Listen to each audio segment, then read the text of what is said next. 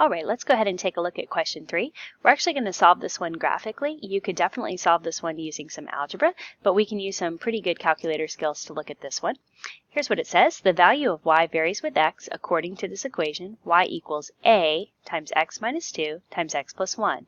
Then they tell us that a has to be a value that is less than 0. So when we think about values less than 0, we're definitely describing negative numbers there. As the value of x increases from 0 to 5, which of the following best describes the behavior of y? So we're saying as we change the input, the x values from 0 to 5, as those values increase, what's going on with the function? What's going to happen to the output? And we have a couple of choices here. So I've written on my paper what this function looks like, and I've put these different conditions here that we need to look at. Before we can put this in our graphing calculator, though, we have to go ahead and decide on a value for a. It's not going to be possible for us to enter a into the graphing calculator. Instead, we have to just commit to choosing a number here. So we want to make life easy on ourselves. Since it says that a can be any value that is less than 0, let's go with a nice easy number such as a equals negative 1. And so what I'm going to do is just replace a in my function with negative 1. And this is what I'll end up graphing in my calculator. Okay, just because the function's written in factored form, that doesn't change how we put it into the calculator. We'll go over to the y equals screen. Make sure you select the negative symbol. It's going to be negative 1, open parentheses, and we'll put in that first factor, x minus 2, close parentheses, then x plus 1, close parentheses, and let's go ahead and graph it and see what we have. As predicted, we have a parabola that opens down because our a value is negative. It's a negative 1. And it looks like it's pretty, the vertex is over here in quadrant 1, but pretty close to the y-axis.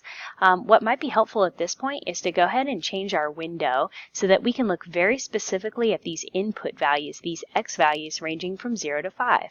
So let's adjust our window for this specific problem. We're going to click on the window button, and we're going to change our x minimum and our x maximum values. So starting here at x minimum, I'm going to hit the clear button, and I definitely want to be able to see the 0, but I don't want the 0 to be at the very edge of the screen, so I'm going to choose negative 1, a number just to the left of 0. I'm going to go down with my cursor and clear the x max setting, and I'm going to change it not to 5 but instead to 6. Again, I want to see these values, but I don't want them to be at the very edge of the screen. I'd kind of like to see what's to the left and what's to the right of it as well. Alright, I'm not going to change anything else. I'm just going to hit graph. Alright, now this shows us what's going on with the parabola up close. It seems like our vertex is located just as we predicted over here in quadrant 1. But as we go from x equals 0 to x equals 5, we can really get a picture of what's going on.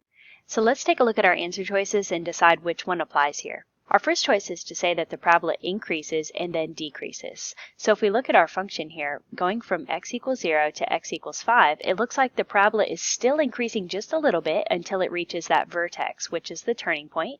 It's located right around here, and then it starts to fall again. So it seems like choice A is definitely going to apply to this particular parabola, but let's look at the other choices. Choice B says it decreases and then increases. With a parabola that is opening downwards, that would not be the case from here. It is not decreasing and then increasing. Remember, we read the graph from 0 to 5, from left to right, so B does not apply here. Okay, so choice C says that it increases only. That is definitely not the case here. The parabola is increasing only from the left boundary up to the vertex, which is the turning point. Choice D, it decreases only. That will be from the vertex to the right-hand side of the parabola. Since the input values that we're looking at go between the left-hand side of the vertex and the right-hand side of the vertex, that means it will increase for a short time and then decrease. Choice A is the correct answer.